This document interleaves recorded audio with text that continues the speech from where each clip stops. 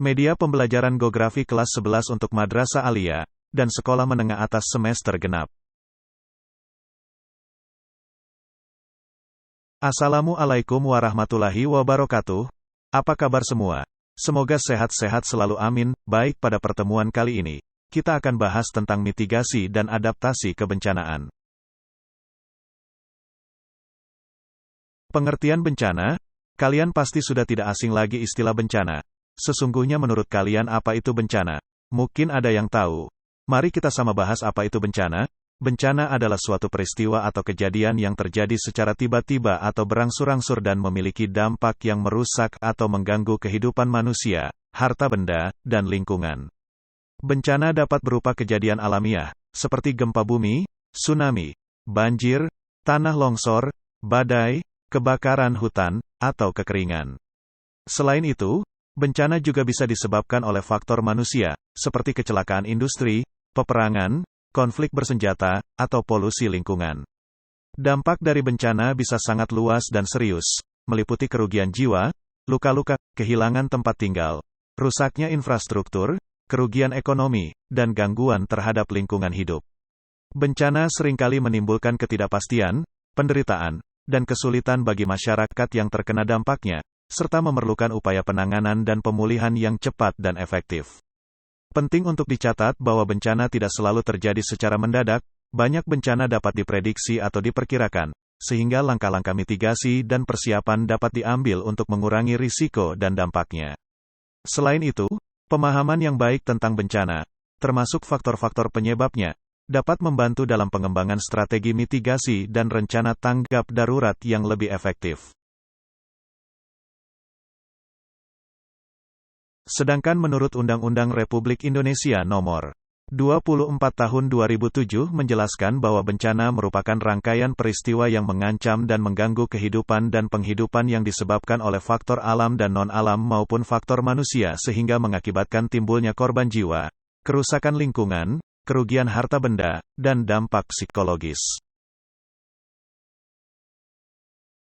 Sekarang kita masuk pada materi jenis-jenis bencana. Bencana dapat dibagi atas dua jenis, yaitu jenis bencana yang diakibatkan oleh alam dan jenis bencana yang diakibatkan oleh ulah manusia.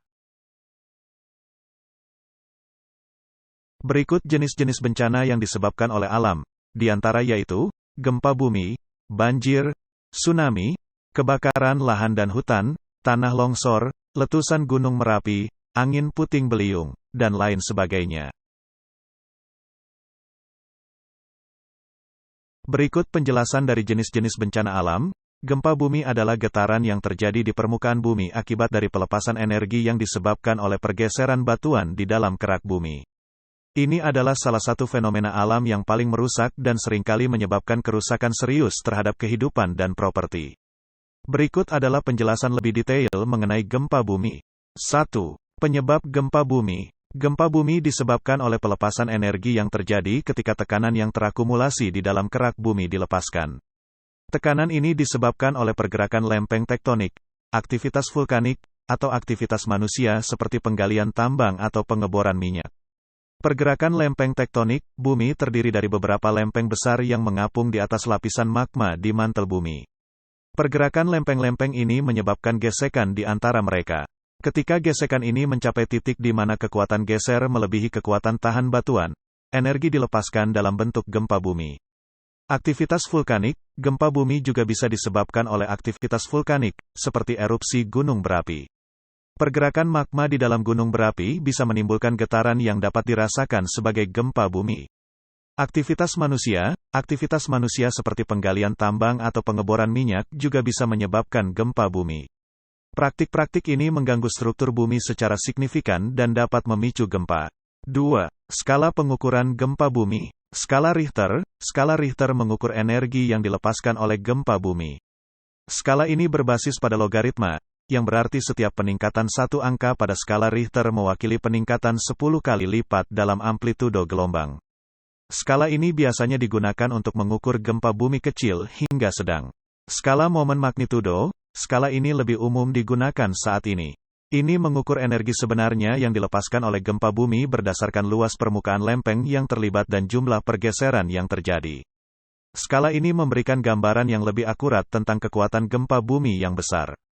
3. Dampak gempa bumi. Kerusakan struktural. Gempa bumi sering menyebabkan kerusakan struktural pada bangunan, jembatan, dan infrastruktur lainnya. Bangunan yang tidak memadai atau tidak memenuhi standar konstruksi sering menjadi kerusakan terberat. Korban jiwa dan cedera. Gempa bumi dapat menyebabkan korban jiwa dan cedera serius pada manusia dan hewan. Tsunami. Gempa bumi yang terjadi di dasar laut dapat menyebabkan gelombang tsunami yang sangat merusak di pantai. Longsor dan liquefaction. Gempa bumi juga bisa memicu longsor dan fenomena liquefaction di mana tanah yang jenuh dengan air kehilangan kekuatannya dan menjadi seperti lumpur, menyebabkan bangunan dan infrastruktur tenggelam. 4.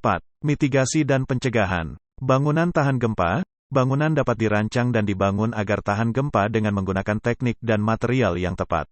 Sistem peringatan dini. Sistem peringatan dini dapat membantu masyarakat untuk mengambil langkah-langkah pengamanan sebelum gempa mencapai daerah mereka. Pendidikan dan pelatihan. Pendidikan dan pelatihan masyarakat tentang tindakan pengamanan dan respons dalam situasi gempa bumi dapat mengurangi risiko cedera dan kerugian. Pemetaan seismik dan perencanaan kota. Pemetaan seismik yang baik dan perencanaan kota yang memperhitungkan potensi gempa bumi dapat membantu mengurangi dampak kerusakan dan korban jiwa. Gempa bumi merupakan fenomena alam yang kompleks dan merusak. Pemahaman yang baik tentang penyebab, skala, dan dampaknya penting dalam upaya mitigasi risiko dan perlindungan masyarakat. Jenis bencana alam berikut yaitu tsunami adalah gelombang besar yang disebabkan oleh gangguan di dasar laut, seperti gempa bumi, letusan gunung berapi, atau longsoran bawah air. Kata tsunami berasal dari bahasa Jepang yang terdiri dari dua karakter, yaitu su, yang berarti pelabuhan atau teluk, dan nami, yang berarti gelombang.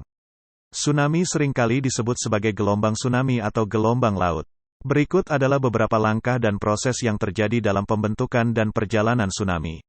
Penyebab, tsunami dapat disebabkan oleh berbagai peristiwa, termasuk gempa bumi submarin. Gempa bumi di dasar laut dapat menyebabkan pergeseran besar pada lapisan bumi di dasar laut, yang menghasilkan gelombang tsunami.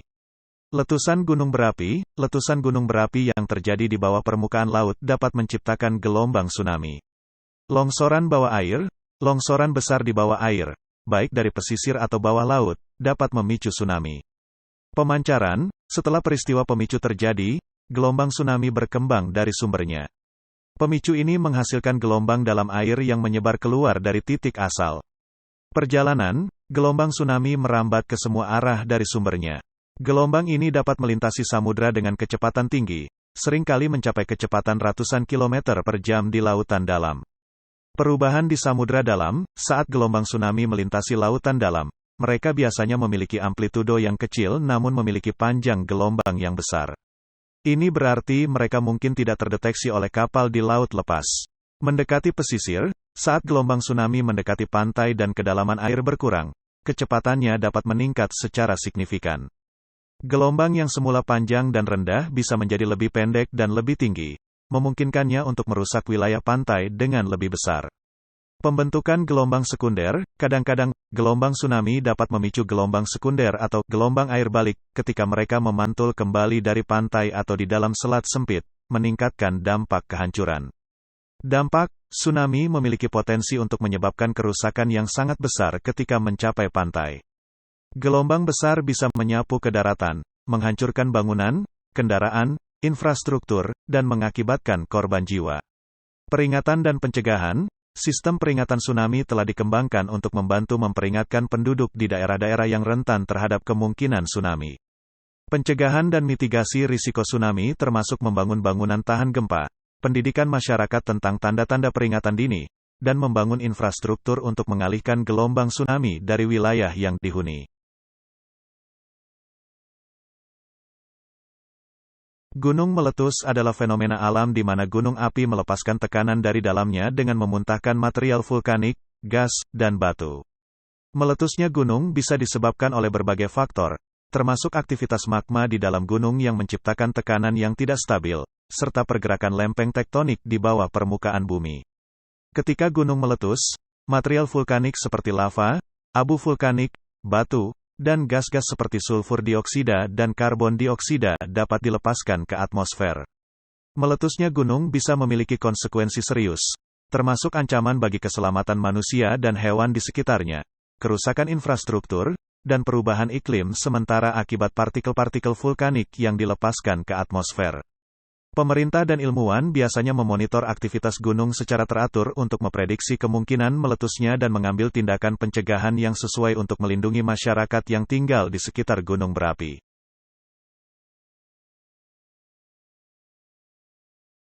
Banjir adalah peristiwa alam yang terjadi ketika air melimpah dan meluap dari tempatnya semula, seperti sungai, danau, atau laut, dan merendam area yang berdekatan dengan sumber air tersebut. Berikut adalah beberapa aspek yang perlu dipahami secara detail tentang banjir.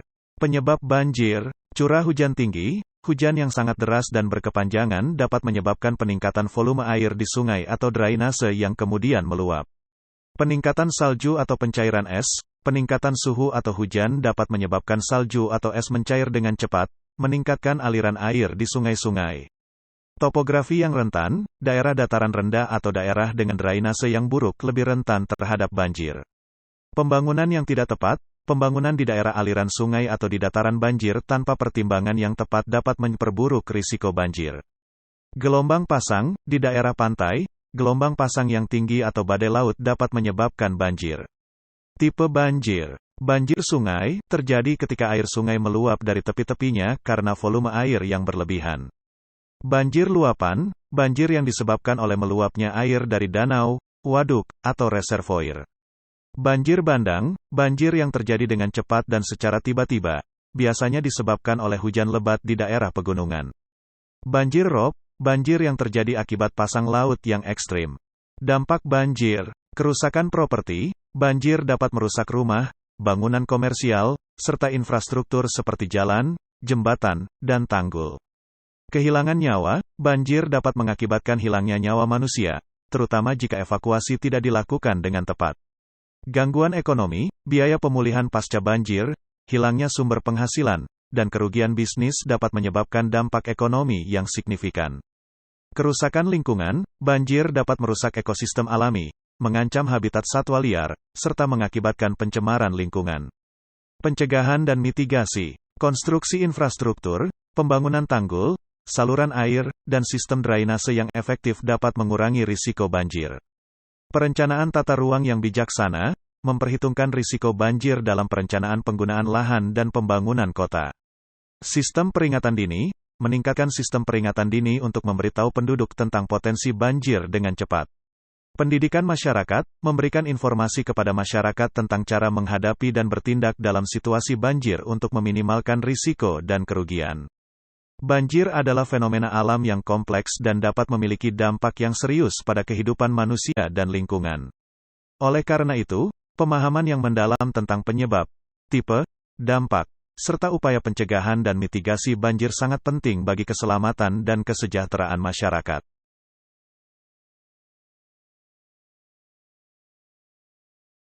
Kekeringan adalah kondisi di mana wilayah atau daerah mengalami defisit air yang signifikan. Biasanya disebabkan oleh kurangnya curah hujan atau aktivitas manusia yang berlebihan dalam penggunaan sumber daya air. Kekeringan dapat memiliki dampak yang serius pada lingkungan, pertanian, kesehatan manusia, dan ekonomi. Hal ini dapat mengakibatkan kekacauan dalam pasokan air untuk irigasi pertanian, pemenuhan kebutuhan air minum, serta kegiatan industri. Upaya pencegahan dan mitigasi seringkali dilakukan untuk mengatasi dampak kekeringan, termasuk pengelolaan air yang lebih efisien, konservasi sumber daya, dan pengembangan infrastruktur yang lebih baik.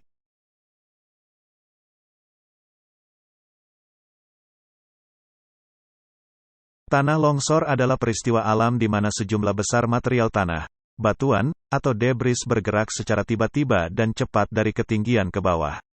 Proses ini terjadi ketika gaya-gaya yang bekerja pada material di lereng menjadi lebih besar dari gaya-gaya penahanannya.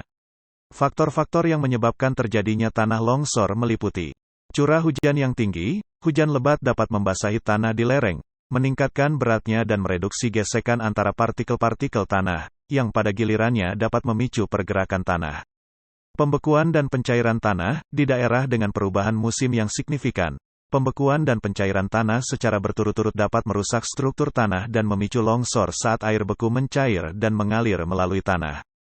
Gempa bumi dapat memicu pergerakan massa tanah dan batuan di lereng dengan mengganggu keseimbangan alami lereng dan meningkatkan kemungkinan terjadinya tanah longsor. Aktivitas manusia, deforestasi, penggalian tambang, pembangunan infrastruktur seperti jalan atau bangunan, serta irigasi yang tidak tepat dapat merusak struktur tanah alami dan meningkatkan risiko tanah longsor.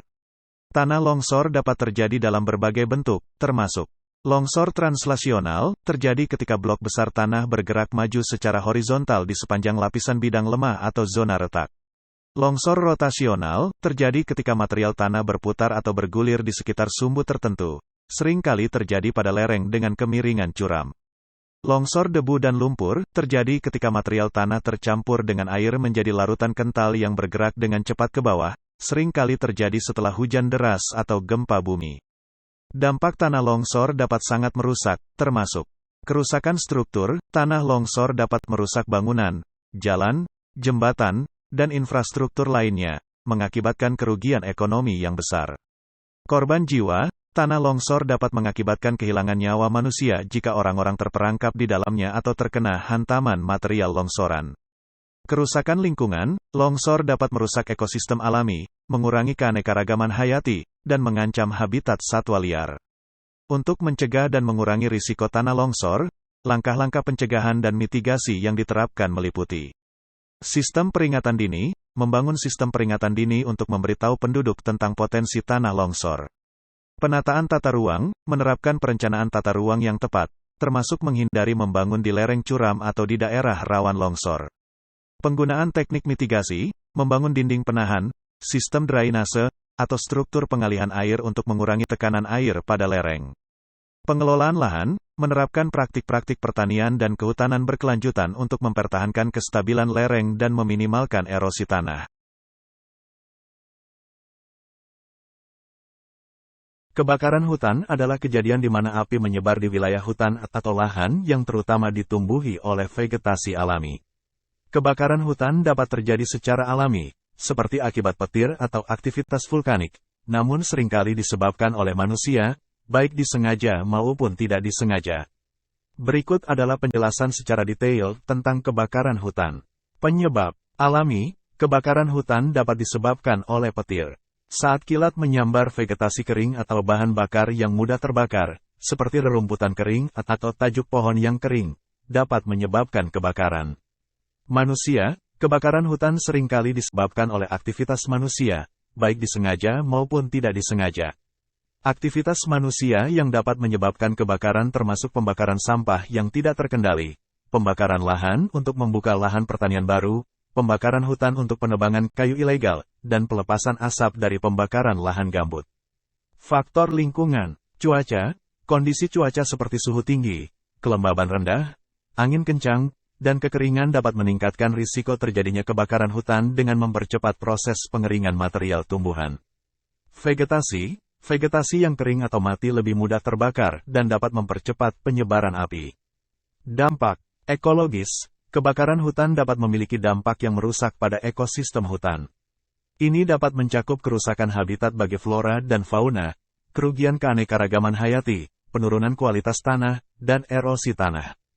Ekonomis, kebakaran hutan dapat menyebabkan kerugian ekonomi yang besar, termasuk kerugian bagi industri kehutanan dan pariwisata, serta biaya pemadaman dan rehabilitasi. Sosial, kebakaran hutan juga dapat memiliki dampak sosial yang signifikan, seperti mengancam keselamatan penduduk, mengurangi kualitas udara, dan mengganggu pasokan air bersih. Penanggulangan, pencegahan, upaya pencegahan termasuk pengawasan yang ketat terhadap aktivitas manusia di daerah rawan kebakaran, penegakan hukum terhadap pembakaran ilegal, pemeliharaan jalur pemadam kebakaran, dan pendidikan masyarakat tentang bahaya kebakaran hutan. Pemadaman kebakaran hutan melibatkan mobilisasi petugas pemadam kebakaran, penggunaan helikopter atau pesawat pemadam kebakaran untuk menjatuhkan air atau bahan kimia pemadam, dan pembuatan garis pemadaman untuk mengisolasi area terbakar. Rehabilitasi, setelah kebakaran padam, langkah-langkah rehabilitasi seperti penanaman kembali vegetasi, pemulihan habitat, dan pembersihan area dari material terbakar perlu dilakukan untuk memulihkan ekosistem yang terpengaruh. Kebakaran hutan adalah masalah serius yang membutuhkan perhatian dan upaya bersama dari berbagai pihak, termasuk pemerintah, masyarakat, dan organisasi lingkungan untuk pencegahan, pemadaman, dan rehabilitasi.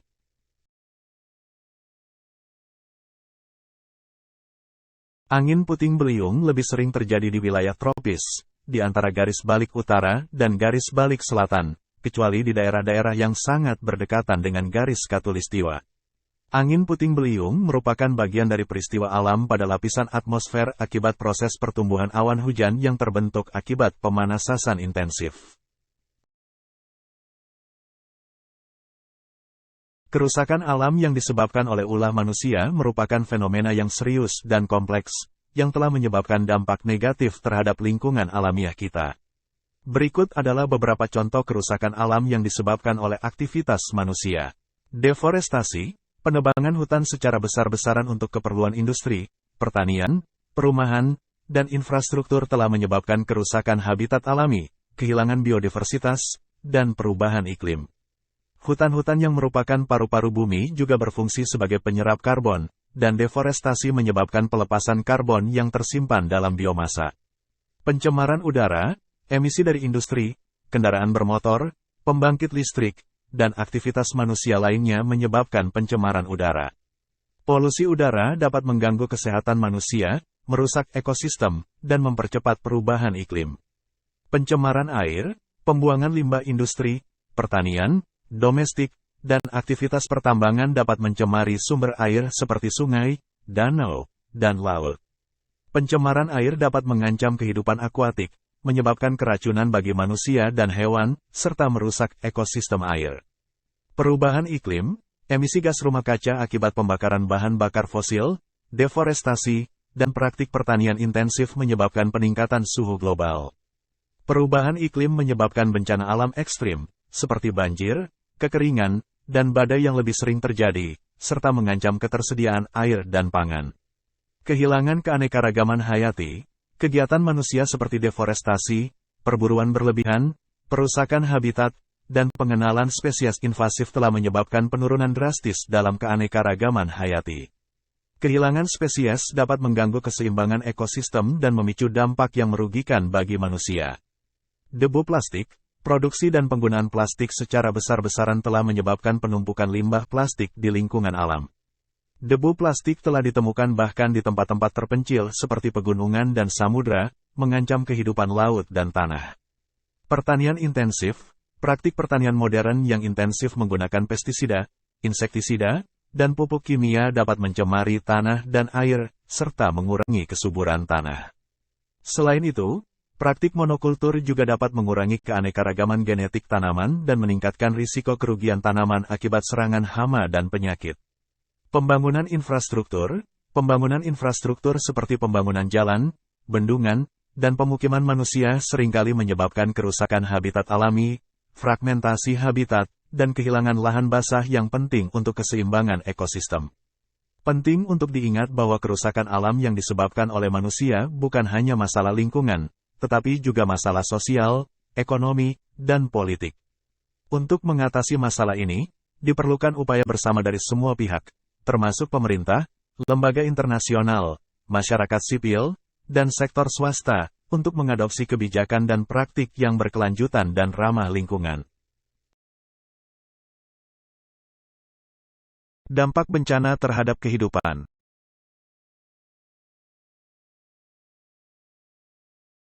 Bencana alam dapat memiliki dampak yang sangat serius bagi kehidupan manusia dan lingkungan. Berikut adalah beberapa dampak utama yang dapat terjadi. Korban jiwa dan kerugian material, bencana alam seringkali menyebabkan korban jiwa dan kerugian material yang besar. Gempa bumi, banjir, tanah longsor, topan, tsunami, dan kebakaran hutan adalah contoh bencana alam yang dapat menyebabkan kerusakan fisik yang signifikan dan kerugian besar dalam hal harta benda dan infrastruktur. Kerusakan infrastruktur seperti jalan raya, jembatan, bandara, pelabuhan, rumah sakit, dan sekolah seringkali rusak akibat bencana alam. Hal ini dapat mengganggu aktivitas ekonomi dan sosial masyarakat, serta menghambat upaya bantuan dan pemulihan. Kekurangan sumber daya, bencana alam dapat mengakibatkan kekurangan sumber daya, seperti air bersih, makanan, dan perlindungan.